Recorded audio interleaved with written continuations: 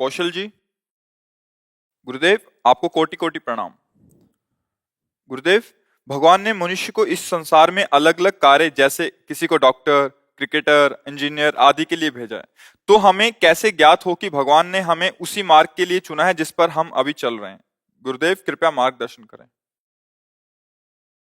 वैसे बच्चा, ये तो कर्म के अनुसार निश्चित है, इसे भगवान ने नहीं भेजा है।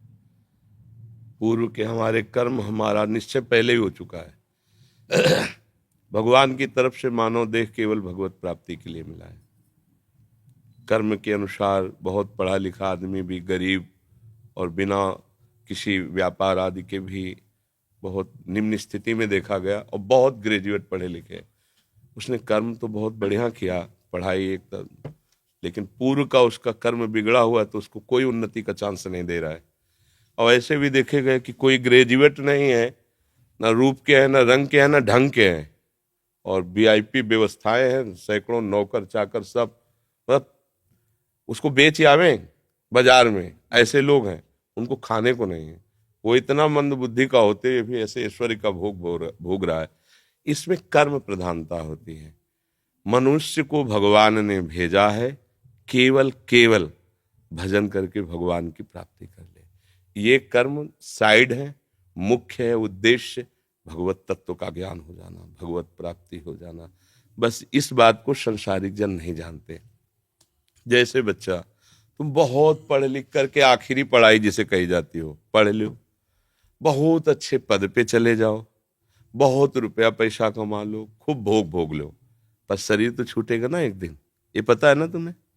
शरीर छूटेगा ना। जब छूटेगा तो फिर नया जन्म होगा, फिर तुम्हें नए से पढ़ना पड़ेगा, का खा गा घांगा, सारी पढ़ाई बेकार, फिर नए से रुपया कमाना पड़ेगा, फिर नए से सुख सामग्री एकत्रित करनी पड़ेगी, फिर भोगो, फिर मरो, फिर नए से फिर शुरू। ये एक बार नहीं हुआ, करोड़ों बार हो गया है। अभी पहली बार थोड़ी आप आए हो, करोड़ों बार आज। अब की बार हमको ऐसा पढ़ाई पढ़नी है कि जहां से रुके वहीं से शुरू हो। वो है भजन।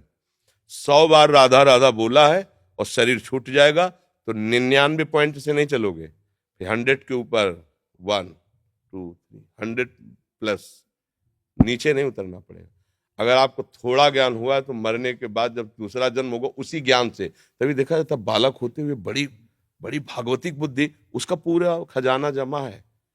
बच्चा, जीवन का लाभ है कि राधा राधा बोलो और मन में रखो कि प्रभु मुझे ऐसा ज्ञान दो जिससे मैं आपको प्राप्त कर सकूं, और आपके इस सृष्टि में जो कर्म के अनुसार मुझे सेवा मिले उसे आपकी सेवा मान करके करूं। बस भगवान किसी को सुख या दुख कभी नहीं देते। आप सोचो, यहीं से हम तुम्हें उदाहरण देते हैं। हमारे देश के प्रधानमंत्री का उद्देश्य क्या है? मेरा पूरा भारत सुखी रहे।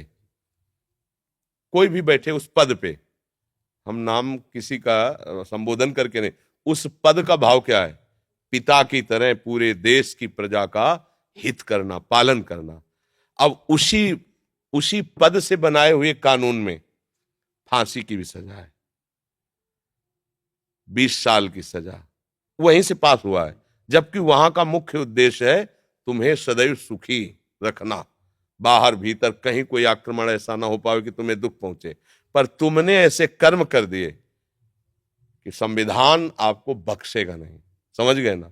ऐसे ही हमारे भगवान कभी किसी को, वो तो नॉर्मल उदाहरण, कहाँ एक प्रकृति के अंश शरीर में फंसा हुआ जीव कोई भी हो, और कहाँ समस्त प्रकृति का ईश्वर परमात्मा, ये कृति है, उसकी रचना है। कोई भी रचना होती तो रचनाकार तो होता ही ना, इसको कहते हैं कृति, प्रकृति, तो इसका रचनाकार ईश्वर। वो इतना दयालु है, इतना दयालु है कि वो किसी को भी कष्ट नहीं दे सकते कभी भी। अब हम ऐसे कर्म कर बैठते हैं कि संविधान लागू हो जाता है। जैसे भारत का कानून संविधान है, आप अभी कुछ गलत कार्य करो तो आपको दंड मिलेगा। अगर आप 18 के नीचे हो तो दूसरा हिसाब है, ऊपर हो तो उसका दूसरा हिसाब किताब है।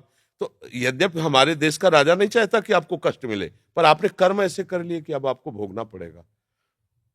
मतलब वही आपके सपोर्ट में खड़ा है और वही आपके पतन में सिद्धांत की रचना की है।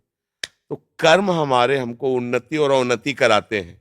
लेकिन उन्नति और अवनति में समान भाव ये भजन दिलाता है, ये कर्म नहीं दिलाता। भजन, अगर आप भगवत भाव में हो तो आपके अंदर सुख दुखे समय कृत्वा लाभा लाभो जया जयो, जय और पराजय में, सुख और दुख में, लाभ और हानि में समान भाव रहेगा, ये स्थिति आ जाएगी। और अब हमारा अगला जन्म ना हो, हम भगवान के पास जाए। जैसे अभी परसों हम कह रहे थे कि लोग कहे हमें भगवान की जरूरत क्या है, हमें नहीं चाहिए भगवत प्राप्ति भाई, हमें नहीं चाहिए तत्व ज्ञान। ठीक है, आप अमेरिका क्यों जाते हैं? अच्छा पैसा मिलेगा। अमेरिका से पास हुआ, ये हमारे पास बहुत बड़ी सर्टिफिकेट है।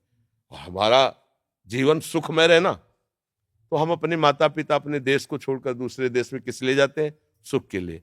तो हम ऐसे देश का परिचय दे रहे जहां दुख का प्रवेश ही नहीं है, मृत्यु का प्रवेश नहीं है, अशांति नहीं है। बोलो कितना सुख होगा जब मरने का भय नहीं। अभी आप कुछ भी करो, मरने का भय लगा है, सुंदर सुंदर सब कुछ मिला है, लेकिन सब छूट जाएगा, हम मर जाएंगे। चाहे जितना घी पिए मर जाएंगे, चाहे जितना बैंक बैलेंस हो मर जाएंगे, चाहे जितनी सुंदर पत्नी हो, पति हो, पुत्र, सब छूट जाएगा। धोखे का खेल है कि नहीं? ऐसा एक देश है भगवान का धाम, जहां प्रिया जो लाल जो विराजमान, वहां न मरना है, न बिछुड़ना है, न कमाया है, न परिवर्तन है, चिदानंद धाम। तो भैया सुख के लिए जैसे हम विदेश जाने की तैयारी करते हैं, ऐसे महासुख के लिए हम निकुंज देश जाने की तैयारी करें।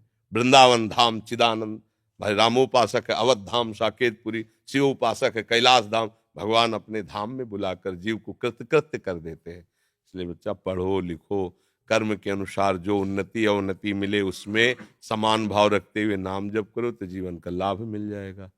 अभी बच्चे हो, शायद हमारी बात ना समझ पा रहे हो, कुछ तो समझ में आती होगी जी।